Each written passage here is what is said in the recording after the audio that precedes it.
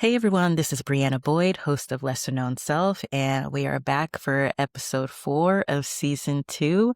Today's guest is Wafia. This interview is palpable, powerful, vulnerable, brave, all of the things that really fill my cup.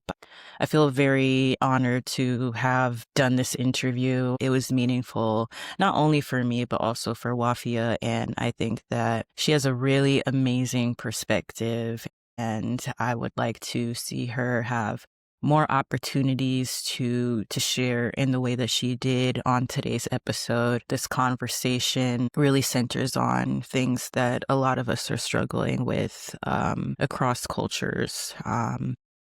Talk a little bit about having issues with family dynamics, with parents in particular, especially as you get older, contending with advocating for yourself when you were younger, and also forging a relationship with your parents when you're an adult, and how painful that can be, the weight of perception, the freedom of acceptance, the power of softness. Those are all things that come up in this interview. And I'm glad that I was able to hold the space, but it was also Wafia who made this interview what it is. So I thank Wafia and I thank her team for her coming onto the show. It really was an honor, and I hope that you guys enjoy this interview ahead. With that being said, it is episode 4 for Things to Expect. Please run up episodes 1 through 4. Go and listen to the episodes, subscribe, share with someone you love. And I hope to bring another batch of episodes to round out season 4 in the spring. The reason for that is I'm burnt out. I've been burnt out for years and I'm broken. It's taken me a long time to even say something like that, brass tacks. There's something powerful about that. It's not that I feel that I'm going to be broken forever, but it's just acknowledging that I have to do some healing work in order to give myself the best opportunity to thrive and feel free and liberated in the life that I'm living right now. And so if you would like to be on the show, I would love to have you. We talk about perception, loneliness, mental health, intersectionality, and I would love to consider having you on. Please email me. I am at Briana at insulacollective.com. That's Briana at insula, INSULA, collective.com. Also, please follow us on Instagram. Insula Collective is my mental health initiative page. That's also where all lesser known self clips and promo lives. So please follow us at Insula Collective. Thank you so much for being with me through this part of season 2. It has been challenging to do this work, but during this time specifically, but I love interviewing, and it has been really rewarding during this time. So I wish to you a peaceful end of the year and refreshed renewal for 2026. And thank you. Hey everyone, this is Briana, back with another episode with Lesser Known Self, and I'm back with another amazing guest. Today we have Wafia, an amazing singer-songwriter and artist. Glad to have you on the show today, Wafia. How are you? So good. Thank you for having me, Briana. Of course. Yeah, I'm really honored to be speaking to you. So I like to start off all the interviews with the same question. So I'd like to know, when no one else is watching and all the labels are stripped away, who is your lesser known self? I'm pretty creative and I'm curious and also can be quite sad. I'm a Mm, big crier and I think I just gave you a bunch of labels, but um yeah, I think, and in that I think I have a lot of intuition. I think if I mm. had to summarize myself down, I think it'd be those things. Okay, I love that. And I actually had a question around this later, but I noted that you said sad. But at the same time, something that I've seen in other interviews is you'll say that you're not a cynic. And I think that that also kind of comes across in your music too. So what does that look like for you to feel like a sad person, but not go over the line of really feeling like a cynic? I think I think I just feel things. So if I'm feeling sad, I'm like feeling it all the way. I distinctly remember having this conversation with like a therapist. Like I'd been when I first started going to therapy, I was like crying all the time. And it was just like Mm, 6 months. And then I finally built up the courage to be like, okay, so like, what's wrong with me? I'm mm, ready for you to tell me. And she goes, nothing. You just feel things. You're just like an artist. You just cry when you cry and you're happy when you're happy. But that was really like helpful and freeing to hear. And so I think cynicism is its own thing.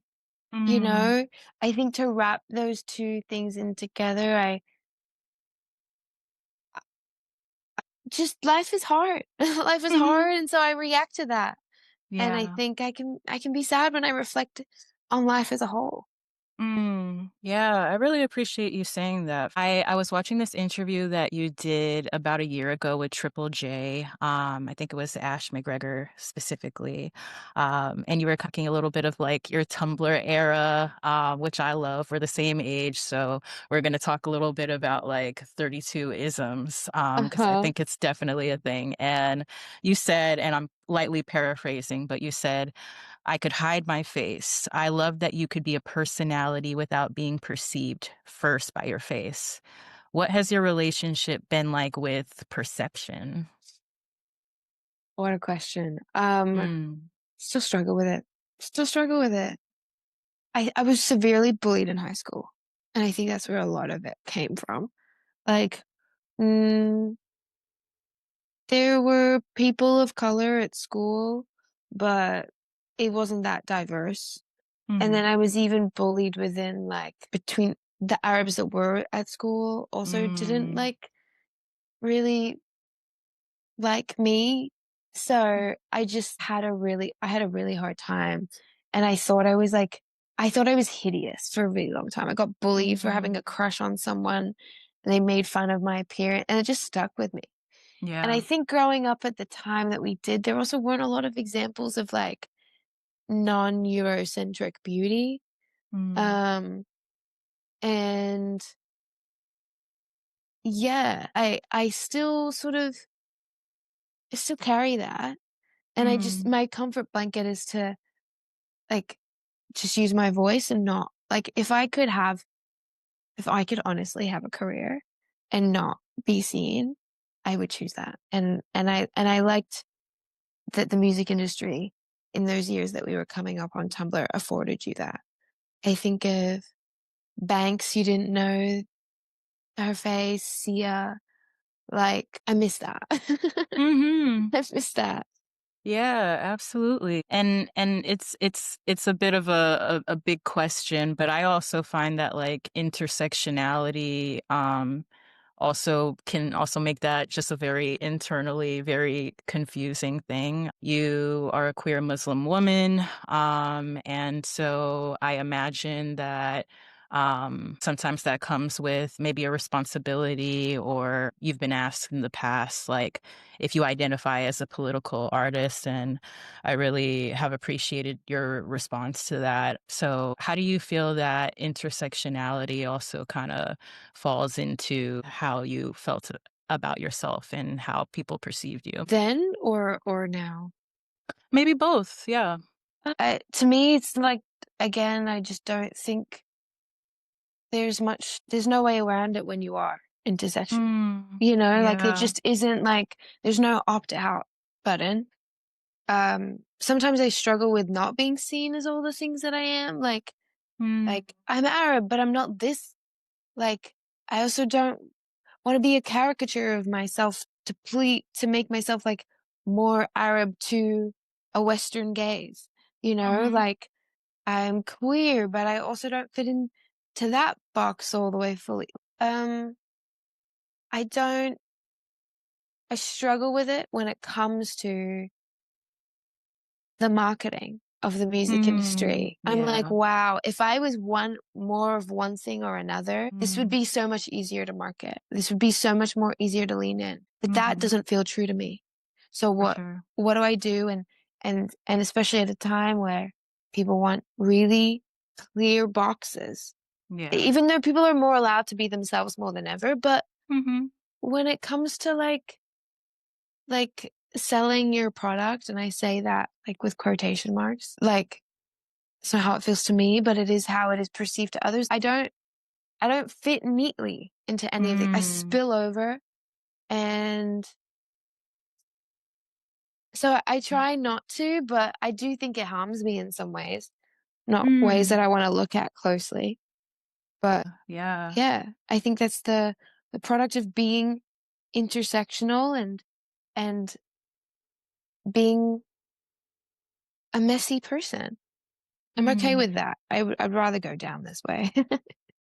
Yeah. And speaking about the music industry and kind of like also going back to the Tumblr era, you really identified as being like an indie girl and Tumblr, being the same age and that literally being such a global thing. It's like I can also speak to, MGMT and Williamsburg and Skims, like you got Band of Horses, you had to be Yep. there. And working in the music industry, I also kind of went into the indie side, where it is, white people around like age 40 to like 60. There is individualism there, but there's kind of like an archetype of the music industry person. Throughout your career, you put out a debut album last year, but you've been an artist for a while. What do you feel like your experience has been? How do you feel like your role as an artist has maybe changed in the last 10 years? I think the role of the artist is, when I think about it as core, don't think that it's changed as Mm, I define it. It yeah. is to feel, experience, put words to that experience and share that. It's just harder to reach people, but I don't think it's like, in some ways, also not harder in others. At least that's how I interpret it. Mm, As for the indie scene, or yeah, it is predominantly white. You get tokenized. Like, I think about this a lot. Like the first time Trump became president, mm, I I met all these people in the music industry. Like, we have to amplify your voice. The Trump ban is horrible. The Muslim ban is horrible. We need to do something about that. I was signed in the midst of that. The yeah. second Biden became president, dropped. Dropped. Mm, Oh, well, we did our part. We did our part, and this is no longer a threat. And maybe that reduces it in a way. Maybe there's things I don't know. But I was really tokenized by mm, certain members of the industry to be like, to make them feel good about themselves, their egos. And the mm, worst part that I really regret is that I let them. yeah.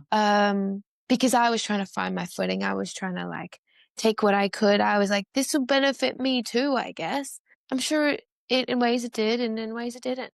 I wouldn't do Mhm, it like that again, but it's a very white, like, and I think it's changing, and it should more, but, mhm.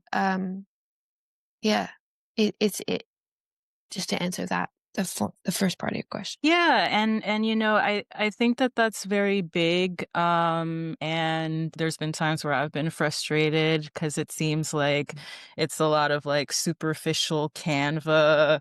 I put this Instagram post and I put out this like Yep. black box text thing Yep. for this moment, and then I'm gonna archive that real quick, and I'm actually not gonna do nothing about it. We're not gonna celebrate no different Black Music Month or different, cultures and stuff Mhm. like that. And sometimes it's frustrating. And I can also relate to, not from the artist side, but I chose to go into like rock music specifically. And so my peers were young white people, and I'd be like, hey, I interviewed for that job 5 times and we were kikiing and having a good time. And then they hired Connor. And then they're Yep. like, no, no, no, no. And I've gotten to a place in my life where I wouldn't even seek like the reassurance or the validation in that context, you know what I mean? But I look back at when I was younger and, um, I just hadn't really developed my voice and, yeah, it's interesting to navigate that space for sure. But I also wanna say that, like, I feel like in terms of artists, there is a real cost to speaking out about these things now. Mhm. And you're an artist that um, has been very straightforward about your perspectives on things. You can speak to a perspective that a lot of us don't have, and I think that that's very powerful, and that's something that I want to take the time to like thank you for that because not every artist does, and there are sometimes like consequences or perceived consequences to using your platform. So I want to thank you for doing that. Not that I have to, but yeah. Thank you. I appreciate that. Yeah. Of course. With that being said, I'd like to kind of talk a little bit about your last album, Promised Land. It's been out in the world for about a year now. So before we kind of talk a little bit about some of the lyrical inspirations, how has your relationship changed with the album a year later? I imagine it's your debut album. Maybe there was a lot of pressure at the start or during the recording process. Kind of speak to me about how you feel about the record now. I mean, I love it as a body of work. I'm really, really proud of songs, the music where I try to like push myself and my lyricism and concepts and production. I think, yeah, there was like a lot of pressure. A lot of it was self-imposed. I mean, for Mm, context, I also put that out and am ending the year with pretty much an entirely new team. Like mm. it just wasn't I think one mantra I have is like everyone who's supposed to like hear something or be here is right here. And I do think that that's true. Like that's the thing I tell myself before I go on stage. That's the thing I told myself when I put out the album and I think that that's still true. But also a lot of that experience of putting out that record has also been marred by some of the people that were around at the time. And that has nothing to do with the music. And that has Yeah. everything to do with just the experience of, I mean, the usual. It's never about the music. It's always about people that are around that. And I have now come out of it for the most part and like performing those songs live, like took me so long to do that. Um, Performing the live has put more like energy into the project for me again. Like, oh, I get to redefine it now and I get to live with it in a more three-dimensional way. Because when it just lived, like, it took so long for me to play shows. It just lived online, and that was really hard. I don't enjoy that experience of like put something out and then you're just in the void all by yourself. But I really love the album. I am really proud of it. I wish it you know, I do wish it had, it's just hard. Everyone always listens to it and is like, "Oh my gosh, you're my favorite like underrated singer." I'm like, "Oh, I want to be appropriately rated." Mm, Like I wish yeah. like I'm really proud of it. I think it says things and but that's okay. Mhm. It also found who it was supposed to at the time and still does. And that's I'm seeing that with older music like now more than ever people find things when they're supposed to. Mm. Yeah. Uh, It's confusing. It's a confusing feeling for sure. I can definitely understand that. It sounds like there was quite a lot of transitions going on at the time, and, that's something that I kinda thought about, when I was kinda preparing to, like, interview you and, I'm revisiting, like, reviews and stuff like that, and I felt that, like, some of the consensus about the album, I wonder if, like, sometimes, like, intersectionality or sometimes the weight of who you are as a person also factors into, this feeling of, like, a struggle, where people wanna hear about an immigrant story, but it has to be negative, you know what I Mm, mean? And so, I don't know, everybody's open to their own interpretation, but I did have a thought personally where it was mm, like, this is a this part of the album is about acceptance and working to getting there. And part of an immigrant experience isn't always strife and tears. Some Yeah. of it is like the first time you landed in America and you felt like cold for the first time. So I don't really have a question there, but Hmm. does any of that resonate with you? Is that something that you've ever thought of before? Yeah, I think it goes back into that. Yes, that resonates with me. And I think that like, it goes back to that thing where, like, people just want their depiction of what they imagine in their mind, their expectation of that to be matched in that, whether that be me or just constantly, and so that's how we end up with stereotypes. And, Mm, like I said, I just don't again, I don't fit into this, like, perfect immigrant box. I don't That was a huge theme of the album, is mhm, immigration, but I see that as hope. Like, so many times I'll be reading an interview and someone will call me, like, that I was a refugee because I mhm. said that I was an immigrant, and I'm Yeah. like, "Well, those are different things." Like, not that there's, to me, any stigma in being any either of those things, but why do you want to is it because 'cause I'm brown that you Mm, wanna put me in this, like, well, that's a more compelling story. It's like, I think it's all compelling, and I want mhm. it to be true. So just to answer your question, yes. Yeah, Yes, it's and it's very big, but I feel like it's kinda rare that, like, even in, like, an interview circuit, like, you might not be asked that in that way, because maybe that's also part of the problem, you know what yeah. I mean? If I'm a reviewer, even if I live in a really urban area or whatever, I'm limited in how I can kind of approach this, but I know that, like, strife and that kind of stuff kind of comes to play. So I really appreciate you kind of taking you going with me there. I really like that. And I think that that kind of leads us to a really good question around a song like Mulberry Tree. When I listen to that song, it it really speaks to me about acceptance. And to me, acceptance comes with maybe not a sacrifice, but it comes on the back of something. Mm, So can you talk to me a little bit about maybe what it took for you to get to a song like Mulberry Tree? Is that something that you could have wrote at an earlier time in your life? mm. Um, no, I had to see the change to believe it was gonna happen, and that's, something I'm trying to get better at. Like, that's Mm, actively been the theme of funnily enough, this year for me, is, like, is in the moment of when things are hard, can I see that they're gonna get better? mm, And, it's just the first year, it's like, I can, but in the when the experience that inspired the song happened, the planning of I couldn't see that far ahead. It's something I'm working on. So, yeah, no, I couldn't have written that song in the moment because I couldn't have seen that far ahead. yeah. My mother told me, "We're gonna make jam from this tree." I was like, "What do you mean I'm gonna exist that far in the future? What do you mean I'm gonna, like, make it to next week?"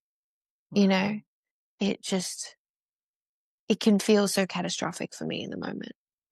Mm, Um, and so I try to do a good job of, like, recording the facts and the feelings of a moment like that, but I do usually write songs with, a little bit of retrospect because, yeah, even as someone who can't see it in the moment, I do wanna believe that that is, a better perspective to share with the world. yeah. And how have you found I personally felt like a Saturn return moment. You're in LA, so maybe you've also heard that before. Yes. But that kind of kicked my ass. And I feel like a lot of shifts and things in my 30s. Something that I've noticed personally is I feel like a lot of inner child stuff, like kind of like bubbling up in my 30s. And Mhm. What's that been like for you? Like, what have your 30s been like as a woman? Brutal. It's been so brutal. I feel like I keep joking that I'm at the tail end. I don't know if it's a Saturn. Uh, I, it's some kind of thing like a Saturn return. There's also this. Uh, sorry, it was just a very personal thing that I'm just like, don't. I can't decide if I want to share or not. But Mm, uh, I've been referring to it.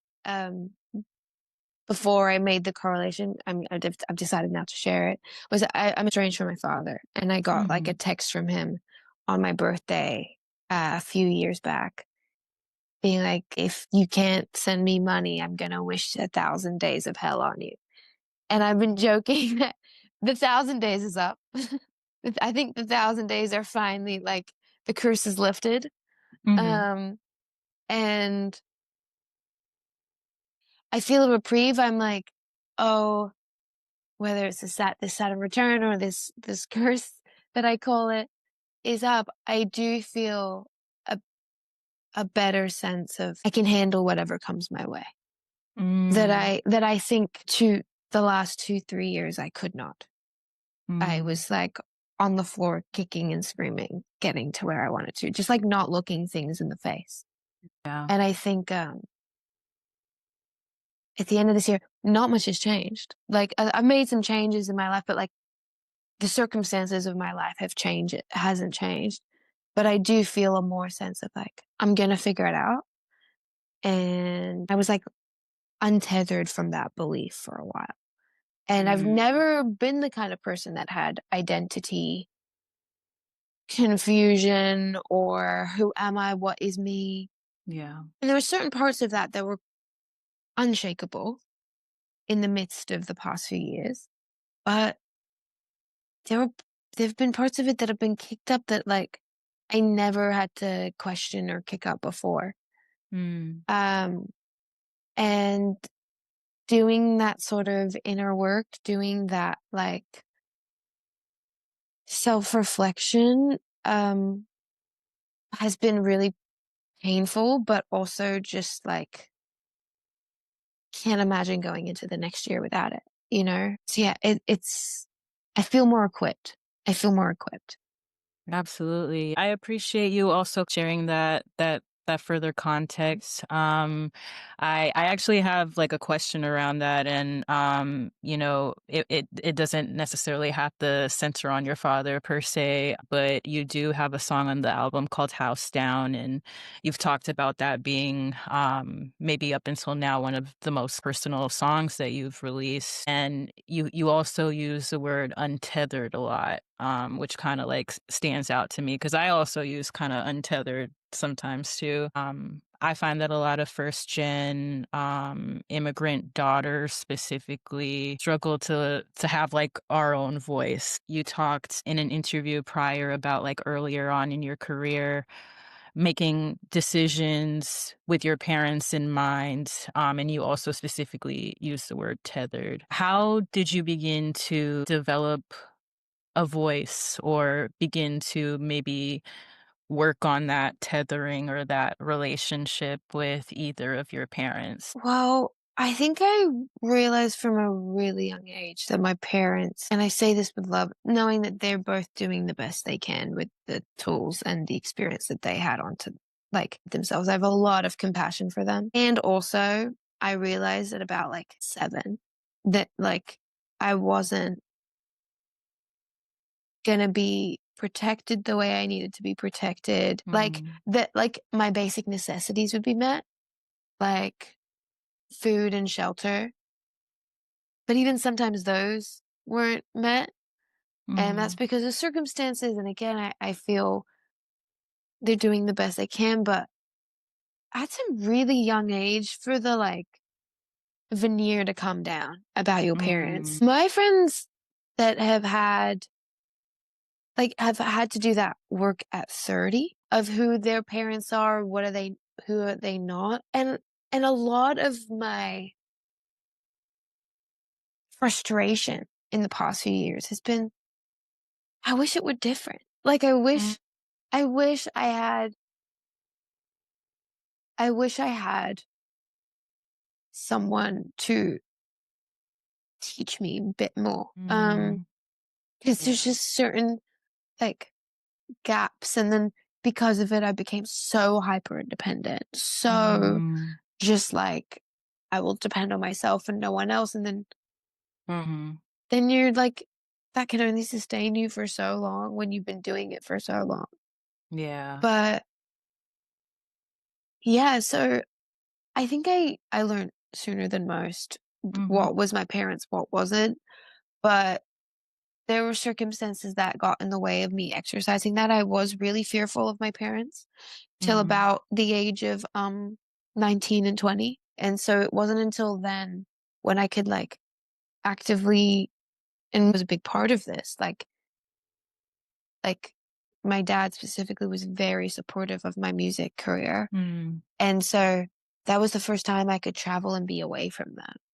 At that moment, I couldn't have had any sleepovers, nothing. So even though in my mind I was like, there's a difference between us, Yeah.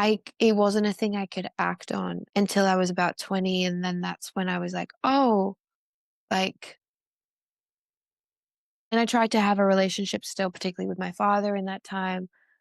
But yeah, I think in the last few years it sort of came to a head. But it's hard to separate yourself from your parents' beliefs, your parents' actions, your parents' mm, like, I see my friends that are going through it at 30, and I'm like, I don't know if that's better.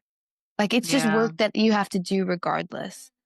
Um, and in some ways I'm like, oh, it's been easier. Like I know what to expect, but it Yeah. comes for you one way or another, I think. Yeah, that's really powerful. Thank you so much, Wafia. Yeah. I mean, I had a kind of a bad argument with my mom today, Sorry. and thanks. And but but that's why I feel like these conversations are also important because sometimes I feel like I'm in my 30s, and it's just like, why are we having this? And it's also super painful, you know what I Yeah. mean? I and it gets complicated when you add in culture and also understanding that your parents aren't perfect people, but also even though I'm an adult now, I'm still the kid. So it's just like you know what I mean? So that's all really complicated and I appreciate your vulnerability there because I feel like a lot of people struggle with that. So that kind of leads me to one of the last questions that I want to ask. So I'm in grad school now. There's a lot of talk about empathy. We're living in an empathy deficit, the loneliness epidemic, narcissism. Everybody's a narcissist. I know that empathy is a teachable skill. And I'm not arguing Mm, with people who have PhDs and research and stuff, and that's what they say. But I find that it's very, very, very hard to teach adults empathy if they don't experience it firsthand or go through or see someone that they love experience something firsthand. And what I find is that like people who don't often get seen as children or get like their emotional needs met in the ways that they need. Sometimes that doesn't look like an extremely traumatic thing. Sometimes it just looks like mm, my parent isn't equipped to know how to handle my tears because they were never allowed to cry. I think that sometimes it kind of leads to a person, an artist, a person with like a deep inner world who's very, very empathetic, and kind of struggles with being sad. And I obviously that's a theme that comes across in your music and your imagery a lot. It is very empathetic. It is very loving. And you do talk about things like safe places and safe landings for both yourself and for people you care about. Do you think that that comes from what you were just talking about? um, yeah. I mean, but it's not, yes, that is my personal response to my upbringing, but everyone's is response to theirs. Like, you can grow up in the same environment, same parents, and have a wildly different experience and then a reaction to that. And Mhm. I'm seeing that even within my own family and my own siblings, like, that's not necessarily Mm. always the case. Some people do things because that's just the way they were taught Yeah. and don't question that. And then some people do that because they want to be something else in spite of what they were taught. And both are valid, whether or not they're like, I think the right way to move through the world. Like, everyone has really good reason for the way that they are. I often think I'm this way in spite of what happened to me and Mm. in spite of the things and the difficulties of life, you know? Mhm. And that's true to my outlook. And I think that's also true of my work and my choice to like to wait to see the brighter side of things, you know? But I totally understand when people don't. Mm. Not for me, Oh. but I can understand it. I really resonate with that, and I appreciate you saying that.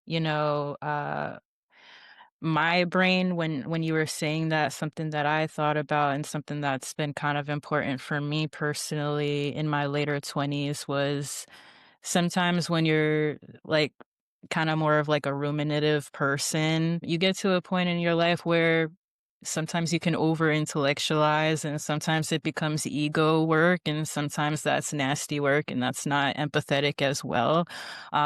So I'm not entirely sure if that's exactly what you were meaning as well, but for me, I liked ending on that point because I love the acceptance of it that the two things can exist at one time and Mm. one isn't necessarily better than the other.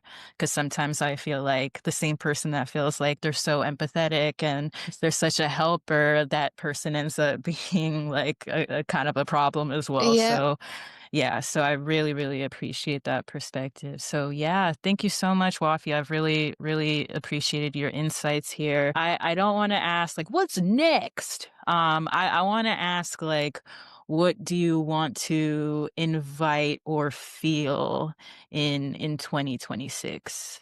Oh, that's beautiful.